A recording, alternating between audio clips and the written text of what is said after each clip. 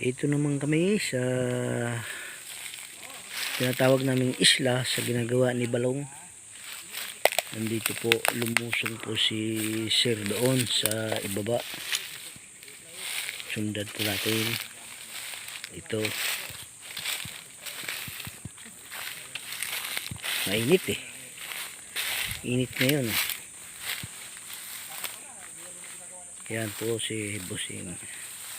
Mayroon pong ginawa si Balong dito na bali hagdanan. Yan. Yung kapal natin, no? Yan po si Sir, bumaba. May bus ko sa labas, ano? Bro, lahat yan. May mga sapatos natin. Bumos na to. Tapos lupa na ito. Yung lupa nito, dadali na dito. Pantay at may lupa nito. Bus ito, kapal ito. Yung isang daan mo, ganito lang, oh. Ganito lang yung isang daan. Yung gagawin namin lagun. Yan. Binuhusan na po nila. Ayan po. Paikot. Paikot yan. Lagun. Yun, langis. Pag may tin mo Ayan langis. po. Ayan po kami. Ayan po sila. Letter L din yan. Ano po? Madali kasi, ano to eh, pag tinanggal mo to, sa mga taling to, ano ba? Bali, alisin, ilan yung hina. So yung mga kahoy na yan, ang mga forma mo, wala gamit pa yan. Kukulabber ba yan? Kukulabber yan, yung pinakputo ko po. Atin yan, dati pinutol natin yan. Itong kumakawayan, babaula lang natin ito pagkatapos dito, i-akit ko. Hindi na ako sumama pa ibaba kasi di ko masyadong makita.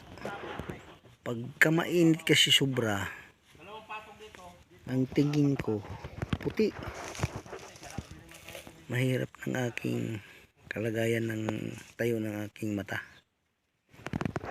Talagang pag mainit puti, mas maigi pa yung makulimlim at yung mata ko ay malinaw-linaw ang tingin ko. Yan po ang ginagawa nila. Yan po ang gagawin ng ni Balong na lagun. Ayan. Paikot yan.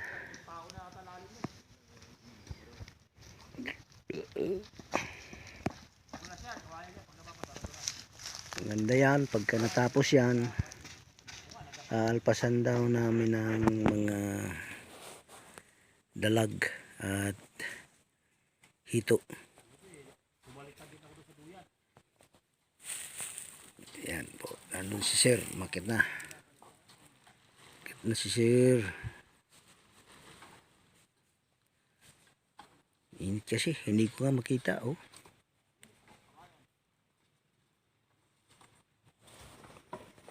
Saan ba?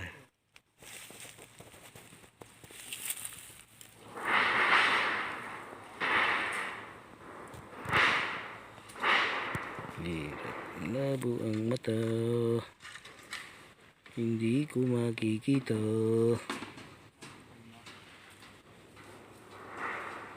Yun, may nakita kong gumalaw.